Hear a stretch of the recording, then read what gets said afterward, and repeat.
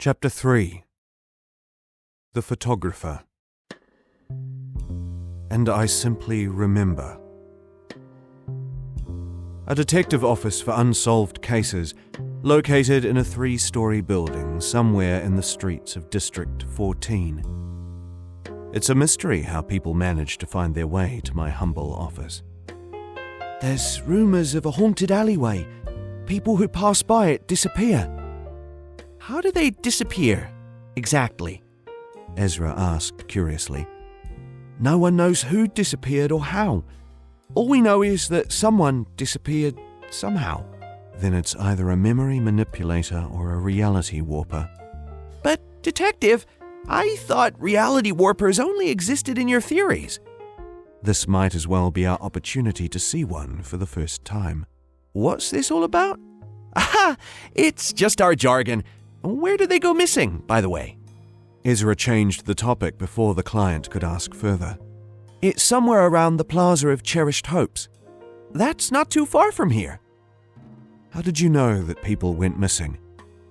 Used vehicles and objects were found abandoned in the street, like bicycles and cars, and most of all, the furniture in my attic was sorted as if someone had been living there until today.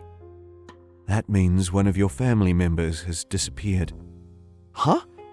But there's only 3 people in my family, and they're all fine.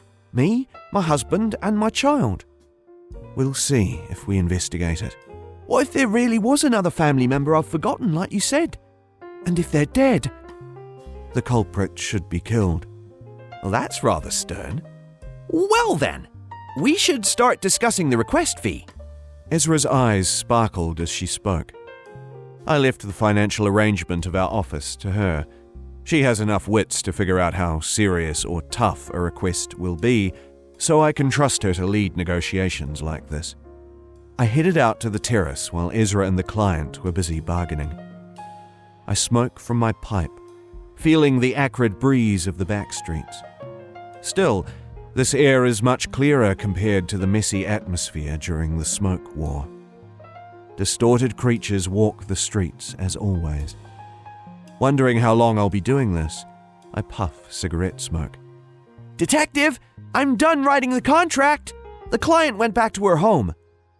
Plaza of Cherished Hopes, was it? Get ready. Yes, Chief. Do I bring the usual gadgets? Ezra asked as she stuffed equipment into her dimensional bag. Sure. I walk along the street with Ezra. The time is 2 p.m. Ta-da! Here we are at the Plaza of Cherished Hopes. What do we do now? Wait till the night falls? This case appears to be a location-type distortion, judging from the client's description. A powerful distortion can affect its surroundings as well, assimilating nearby objects into it.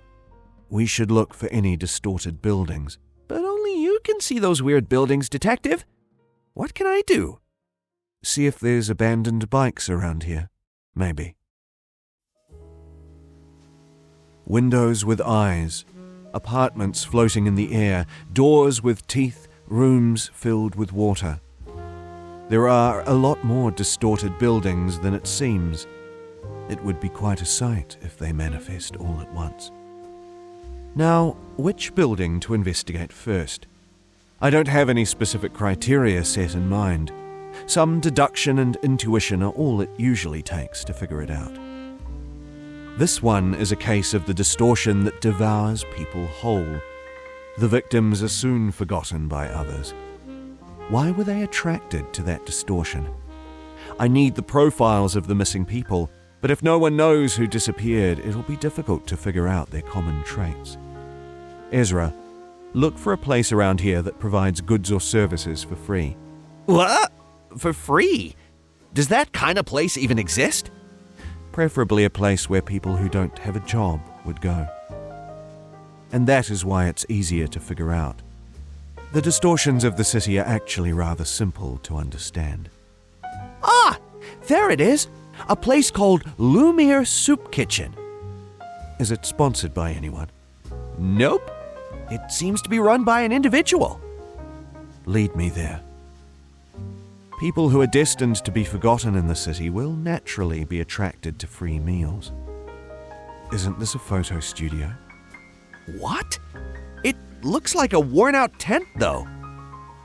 It's a distortion. Does that really look like a photo studio to you, Detective?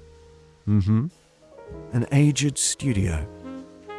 So this is the soup kitchen, right? Yep. The description says they give away free meals to children or the elderly who are too poor to afford anything else.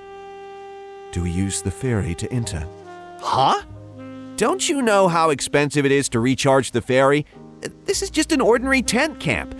All we gotta do is walk in. I asked because I'm seeing a door sealed with a lock. I don't like how you talk back.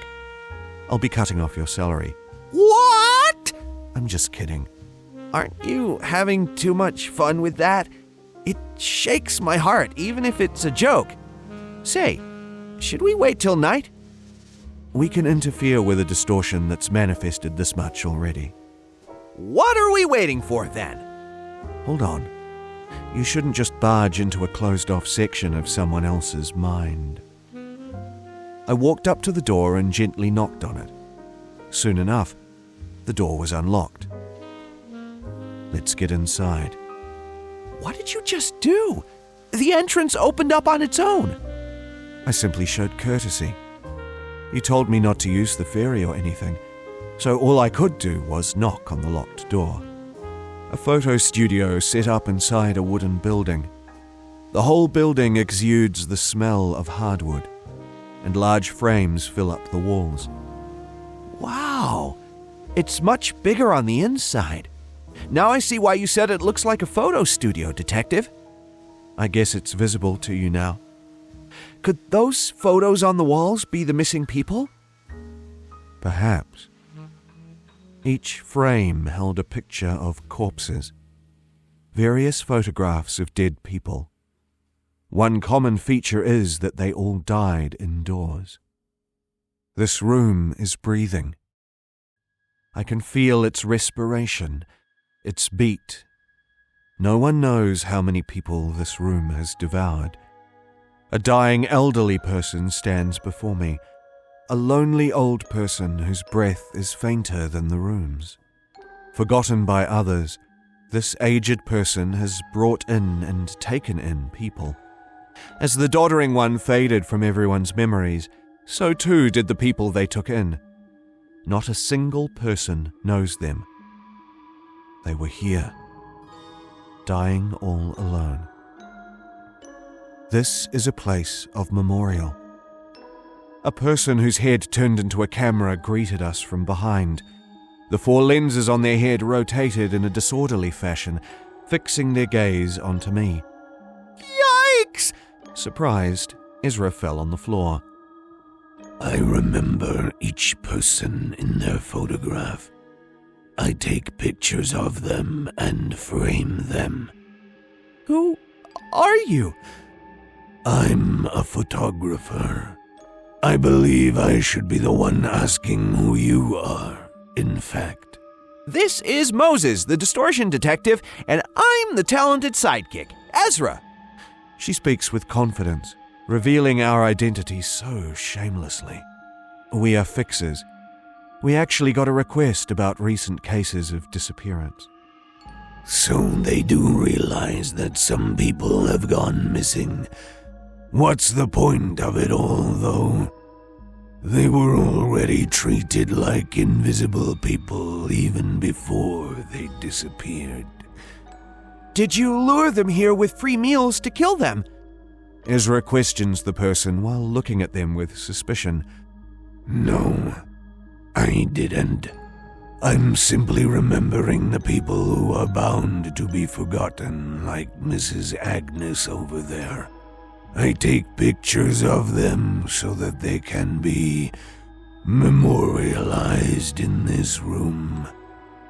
The old person standing before us must be Agnes. She's staring at the pictures hanging on the wall, letting out heavy breaths. There are so many people who die alone. I realized that as I worked, so I want to remember them. What work?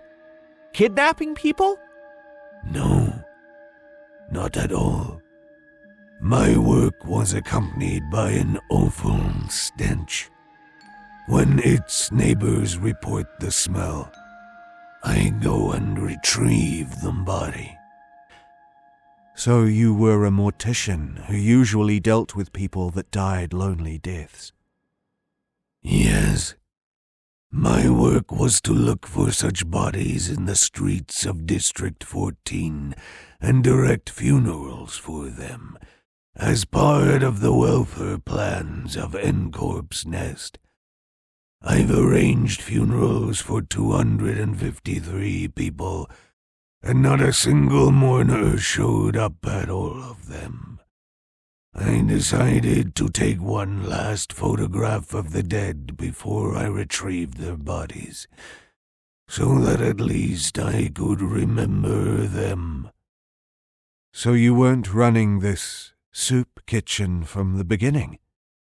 I got fired. N-Corp's Nest said they don't need a useless undertaker like me. Funerals are for the living, after all. I'd meet the same fate, since I don't have anyone to remember me. For a life to be meaningful, the memories have to be passed on somehow. So we've decided to remember each other. Remember that we existed and lived in this city.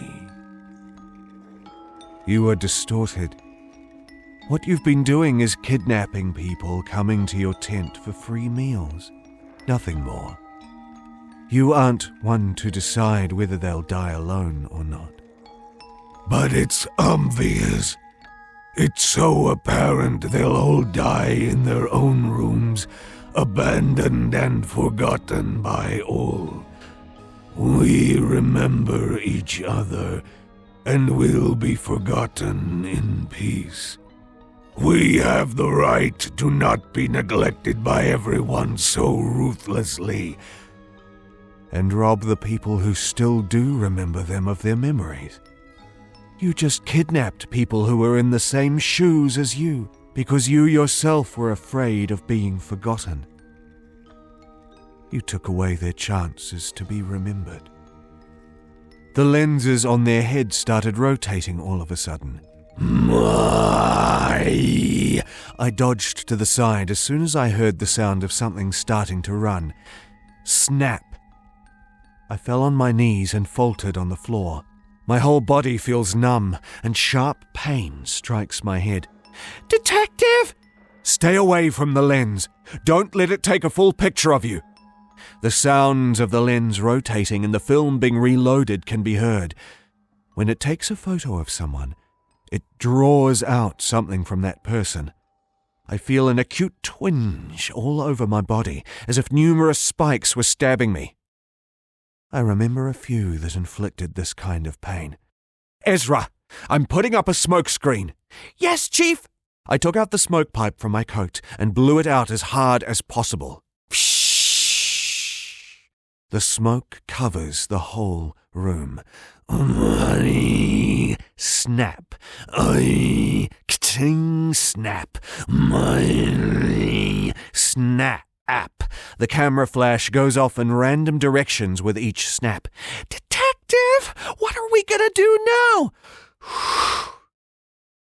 The type that shouldn't be allowed to see. I mustn't let it contain us in its sight. What's in your bag today? The usual. Stigma Workshop sword, Alice Workshop gloves, Corey gloves, Nestor hammer, and... Throw the Corey gloves at me. Got it! Only Ezra can see me through this thick smoke. A pair of sky blue gloves flew across the room, and I snatched them right away. I put on the gloves and slammed the wall with my hand. The wall begins to freeze over. Snap. Snap. I took a deep breath in through my pipe. The smoke that had filled the room is sucked back into the pipe. A shiny wall of ice reveals itself. Snap! The lens flashed, taking a picture of its own reflection on the icy wall. Crack! The photographer fell down. cracks showing up on its head and lenses. You made others be forgotten because you didn't want to sink into oblivion alone. Perhaps. Maybe I was the only one who had completely lost their chance to be remembered, after all. How many people have you locked in here? 57. Can you recover them? Yes, I can. Then your life is spared at least. Bring them back now. But who will be there to remember me now? We will. Thank you. The photographer's head returned to normal, only a single eye retaining the shape of a lens. The studio regresses to a tent, now full of people. The distortion was solved. We've found the missing family member. He's the one, right? The client doesn't look too happy. Oh, yeah. My father's back. Huh. No wonder I forgot. Well then, shall we transact the remainder? Ezra counted the money with a smile, while the client and her father headed back, looking depressed. No one would welcome the outcome of this request. They'd have much preferred to just forget about the people who eventually made it back. They'd murmur to themselves about how they wished those people to disappear forever. I heard later that 58 people's worth of smoke quietly billowed out of crematoriums in the back street of N-Corp's Nest one day. And I simply remember. What the next chapter holds. Greetings, Dr. Moses. It's been a while. An unwelcome guest visited me. An associate fixer in Section 2 of the Seven's Southern Branch, and my former assistant, Kim Ji-hoon. Their eyes are just as arrogant as I remember. That was Chapter 3 of The Distortion Detective by Kim Ji-hoon. Stay tuned for more chapters in the coming days. Good night, everybody.